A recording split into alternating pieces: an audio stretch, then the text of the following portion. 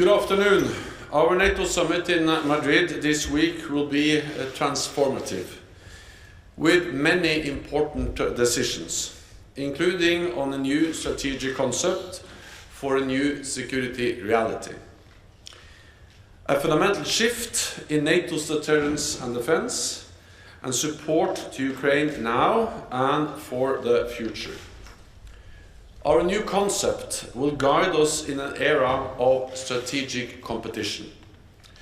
I expect it will make clear that allies consider Russia as the most significant and direct threat to our security. It will address China for the first time and the challenges that Beijing poses to our security, interests and values. It will also cover our evolving approach to a number of other threats and challenges, including terrorism, cyber and hybrid. At the summit, we will strengthen our forward defenses. We will enhance our battle groups in the eastern part of the alliance up to brigade levels. We will transform the NATO response force and increase the number of our high readiness forces to well over 300,000. We will also boost our ability to reinforce in crisis and conflict, including with more pre-positioned equipment and stockpiles of military supplies, more forward deployed capabilities like air defense, strengthened command and control, and upgraded defense plans with forces pre-assigned to defend specific allies. These troops will exercise together with home defense forces, and they will become familiar with local terrain, facilities and our new pre-positioned stocks, so that they can respond smoothly and swiftly to any emergency. Together, this constitutes the biggest overhaul of our collective defense and deterrence since the Cold War. And to do this, we need to invest more. Today, we are releasing new defense spending figures. They show that 2022 will be the 8th consecutive year of increases across European allies and Canada. By the end of the year, they will have invested well over $350 billion extra since we agreed our defense investment pledge in 2014. 9 allies now reach or exceed the 2% target. 19 allies have clear plans to reach it by 2024, and an additional 5 have concrete commitments to meet it thereafter. 2% is increasingly considered a floor, not a ceiling. We will also agree to invest more together in NATO for the benefit of our security. The Ukrainian government and people continue to resist Russia's brutal war of aggression. Their courage and commitment are an inspiration, and I welcome that President Zelensky will join us at the NATO summit. NATO and allies have provided substantial support to Ukraine since Russia's illegal annexation of Crimea in 2014, including with military and financial aid and training of tens of thousands of Ukrainian forces. All of this is making a difference on the battlefield every day. And since the invasion in February, allies have stepped up even more, with billions of euros worth of military, financial and humanitarian assistance. At the summit, we will agree a strengthened comprehensive assistance package for Ukraine. This will include substantial deliveries of support in areas like secure communications, anti-drone systems and fuel. Over the longer term, we will help Ukraine transition from Soviet-era military equipment to modern NATO equipment, and further strengthen its defense and security institutions. At the summit, we will also take decisions to continue adapting NATO, including with a new €1 billion NATO Innovation Fund to invest in dual-use emerging technologies. And on climate change, we will agree to cut greenhouse gas emissions for NATO as an organization. We will also deepen our cooperation with NATO's closest partners. I welcome that Australia, Japan, New Zealand, and the Republic of Korea will join us for the first time at our summit. Georgia and the European Union will also take part, and we will adopt new packages of support for our partners Georgia, Bosnia and Herzegovina, and the Republic of Moldova, as well as Mauritania and Tunisia. We also aim to make progress on Finland and Sweden's historic applications for NATO membership, while ensuring the security concerns of all allies are addressed. I spoke with President Erdogan on Saturday, and I will meet with Prime Minister Andersson later today. I'm glad that President Erdogan, President Niinistö, and Prime Minister Andersson have accepted my invitation to meet in Madrid tomorrow. And today we are hosting another meeting of senior officials from all three countries here at the NATO headquarters. Finally, allies will discuss threats and challenges from the south. We will recommit to the fight against terrorism, address the food crisis caused by Russia's invasion of Ukraine, and consider our response to Russia and China's increasing influence in our southern neighborhood. Above all, we will reaffirm that the transatlantic bond remains the bedrock of our security. Europe and North America together in NATO. And with that, I'm ready to take your questions. Okay, we'll go to Bloomberg in the second row.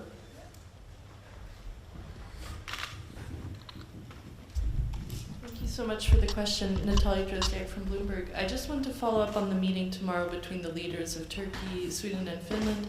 What do you expect from that meeting tomorrow, and is it still possible that Sweden and Finland could join the summit in Madrid as invitees? Thank you. So we have worked hard since Finland and Sweden applied for membership to ensure that they can join the alliance as soon as possible. At the same time, we need to take into account concerns expressed by allies, and in this case, clearly expressed by Turkey. And that's the reason also why we have intensified the dialogue with our ally Turkey and with Finland and Sweden over the last weeks. I spoke with President Erdogan on Saturday, and I will meet Prime Minister Andersson later today. And then I'm very, very glad that President Niinistö, President Erdogan, and Prime Minister Andersson will meet in Madrid tomorrow, and accepted my invitation to meet on the margins of the Madrid summit. The purpose of that meeting is, of course, to make progress of the accession of Finland and Sweden. I will not make any promises. But I can just assure you that we are working actively to ensure progress because the applications of Finland and Sweden to join NATO, they are historic. It will strengthen the security of Finland and Sweden, it will strengthen NATO, and it will be something that will contribute to stability across the Euro-Atlantic area, Europe and North America. The aim is to make progress, and then it's too early to say what kind of progress you can make by the summit. We'll go to French television in the last row. Yeah.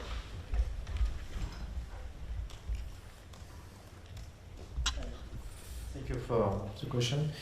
Julien Gasparuto, France Télévisions. There are a lot of tensions around Kaliningrad. Do you think the threat is serious? Do you think that Russia could attack one of the Baltic states?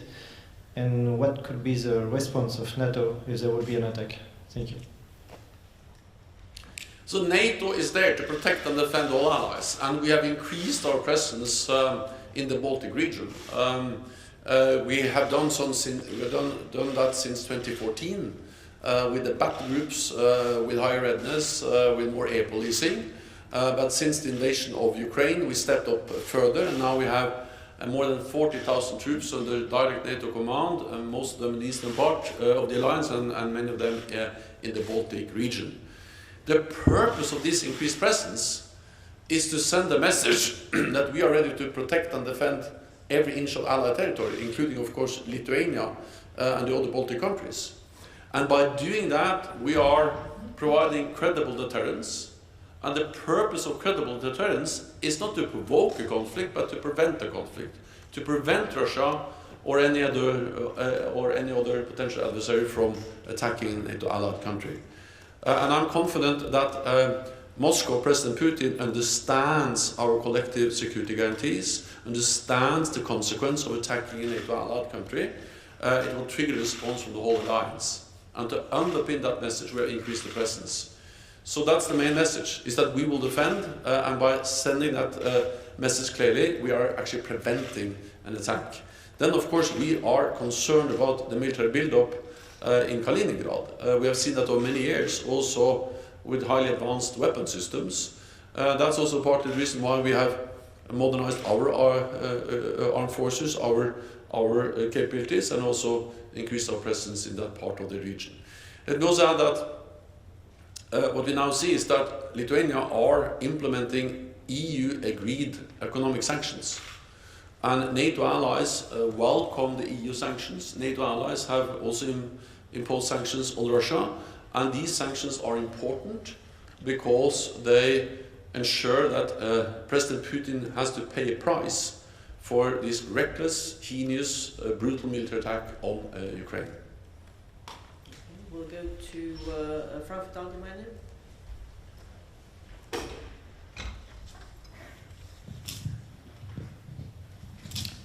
Thanks a lot. Thomas Kutschka, Frankfurt Allgemeine Zeitung. Secretary General, I have two questions following your introductory remarks. The first one, you said that we will, or NATO will, enhance battle groups in the eastern part up to brigade level. Does that apply to all the 8 battle groups or just to some of them? Question number one. And question number two, on common funding. You've made the case to double the common budget last year, and that was met by significant resistance from a few member states. Now it appears that you're almost there, so it won't be doubled, but almost the budget. Could you please explain why this has changed in the meantime, and how this is related to the war against Ukraine and the new posture at the eastern flank? Thanks.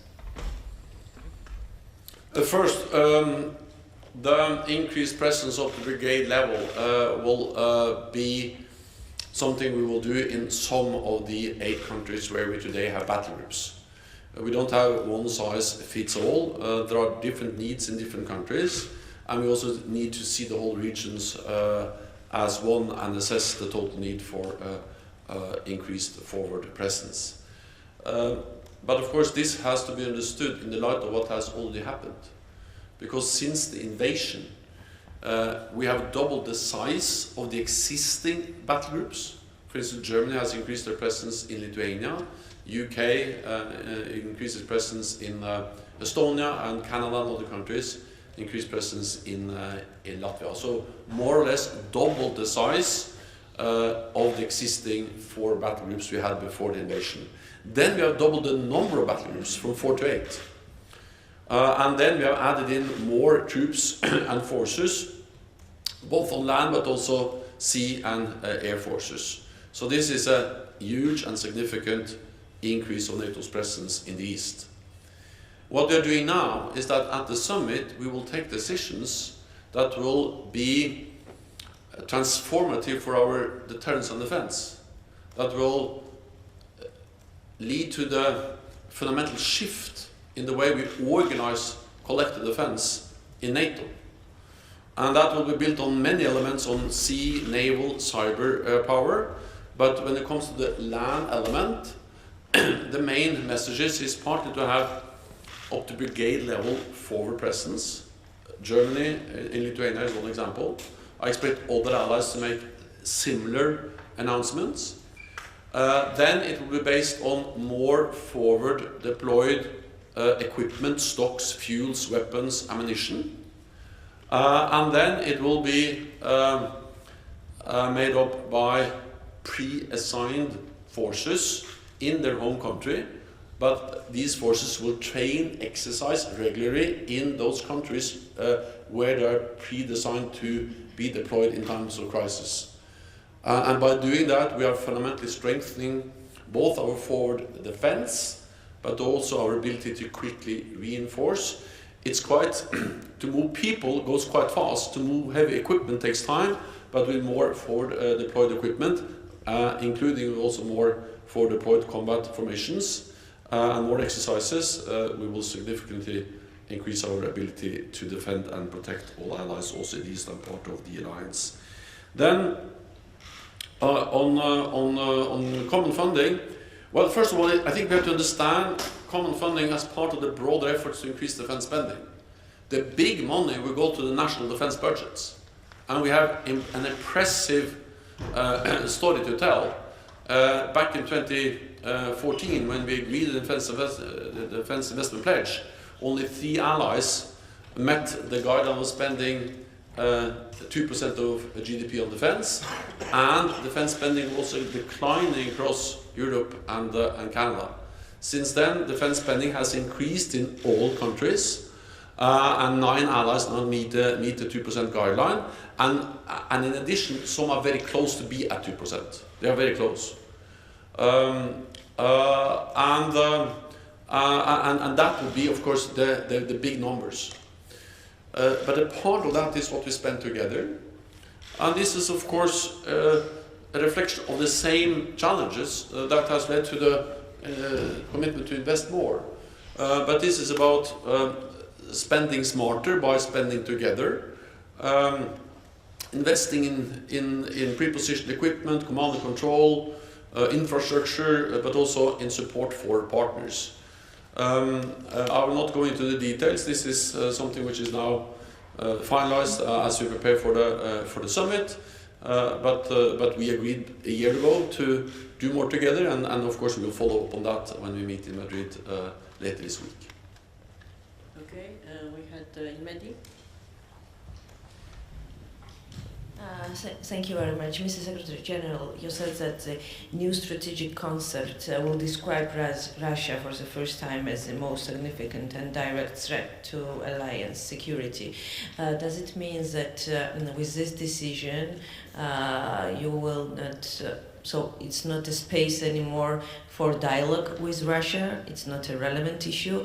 And the question about Georgia, how NATO is going to enhance support for Georgia in this very difficult moment. You will meet our Prime Minister in Madrid, and what should we expect in the context of open door policy in the summit? Thank you very much. So Russia has walked away from the partnership and the dialogue that NATO has tried to establish with Russia for many years. They have done so not least by the brutal invasion of Ukraine, a blatant violation not only of international rule but also of all the documents and agreements we have signed with Russia to try to establish a framework for a meaningful dialogue with Russia. So the meaningful dialogue we worked for so many years, that's not on the table, that's not working, simply because of Russia's behavior. They have chosen confrontation instead of dialogue. We regret that, but of course then we need to respond to that reality. And that's exactly what we do with the fundamental shift in our deterrence and defense, and all the other measures we take, not least to provide support to Ukraine from NATO allies and NATO. Then, of course, there is a need to still have lines of communications to prevent incidents and accidents, and also at some stage, hopefully, be able to engage in some kind of arms control efforts. But the dialogue and the partnership we strive for, we have to remember that, for instance, in the current strategic concept agreed at the Lisbon summit in 2010, and I attended that summit as a Prime Minister of Norway, at that time President Medvedev of Russia participated in the meeting, and we agreed in the strategic concept, which is still the current strategic concept until we agree a new one later this week. We state that Russia is a strategic partner. That will not be the case in the strategic concept we will agree in Madrid. I expect that allies will state clearly that Russia poses a direct threat to our security, to our values, to the rules-based international order. Then on support for Georgia, I think that if there's any lesson learned from the invasion of Ukraine, a close and highly valued partner of NATO for many years, is the importance of provide support now, early. That support sooner is better than support later. Therefore, I'm glad that NATO allies provided support to Ukraine, training, assistance in many different ways since 2014. But if anything, we should do more, and we should also do more for other allies which are vulnerable for Russian coercion, Russian attempts to meddle in their domestic political affairs. And therefore, I expect at the summit we will agree to step up political and practical support to partners at risk from Russian interference. We will help them to build their capabilities and strengthen their resilience. For Georgia, we could increase our support by building on the substantial NATO-Georgia package, including in areas such as situational awareness, secure communications, resilience and cyber. We also have the NATO training center outside Tbilisi. We can step up the efforts there, and we can support Georgia in developing its own cyber capabilities and provide additional personnel to the NATO liaison office in Georgia. So support for Georgia and other allies that are vulnerable for Russian interference will be a key message from the NATO summit. Okay, we'll go to Spanish radio. Lady here. Yeah. Good afternoon, it's Maria Caro with Radio Nacional de España. I would like to ask about Ceuta and Melilla. If it's going to be some inclusion of these two cities in the strategic concept that you are working in for Madrid summit, if that means that these two Spanish cities are going to be covered, are going to be protected by NATO by now. Thank you. So Article 6 of the Washington Treaty defines the geographical scope of our collective defense guarantees, Article 5. And it defines it as the territory of any of the parties in Europe or North America or islands under the jurisdiction of any of the parties in the North Atlantic area, north of the Tropic of Cancer. That said, I think we have to understand that the issue of invoking Article 5 in our collective defense clause is a political decision. So it has to be taken by consensus by all allies in the North Atlantic Council, based ultimately on what would matter in that particular case. So that's as far as I can go when it comes to comment on any specific issues. Beata Pomecka, Polskie Radio, Polish Radio, Public Broadcaster. Thanks for the question. Secretary General, you've just answered a question to my colleague from Frankfurt Allgemeine Zeitung that in some member states these battle groups will be enhanced and the security situation will be taken into consideration. So I assume as the real threat is from Russia, so these battle groups will be enhanced in Poland and Baltic states. But will there be just only a political decision by the leaders during the summit, or it will be up to the member states that send actually soldiers to these countries to enhance it? So when exactly will we hear that these battle groups are enhanced? And the second question, do you think that these Russian blockades of Ukrainian ports and over 20 million tons of grains blocked in Odessa, do you think it will come up during the summit? And is there a place for NATO to intervene? Thank you. I'm absolutely confident that the appalling consequences of President Putin's brutal war against Ukraine, also on the global food market and food prices and grain export, will be addressed at the summit. Partly because this matters for NATO, and also because many allies, or several allies, are engaged in different efforts to try to find a solution, both to increase the capability of supporting or getting grain over land out of Ukraine, but of course there are some logistical challenges, so the big capacity will be if we're able to open sea lanes and sea transport of grain. Allies are involved in different ways. I've spoken, as I said, with President Erdogan, and Turkey is playing also an active role in trying to find a way to get ships to cross over the Black Sea and bring grain out of Ukraine. The easiest way to end this is, of course, for President Putin to end the war, because this spike in food prices is not a result of the sanctions, it's a result of the war. It's the war and the Russian blockade against Ukrainian ports that has led to the drop in the export of food, grain, and the extreme consequences for food prices all around the world, and that's also the reason why this will be discussed and addressed both in the meetings but also in the margins of the meetings when NATO allies meet to try to support the efforts to find a solution to get grain out of Ukraine.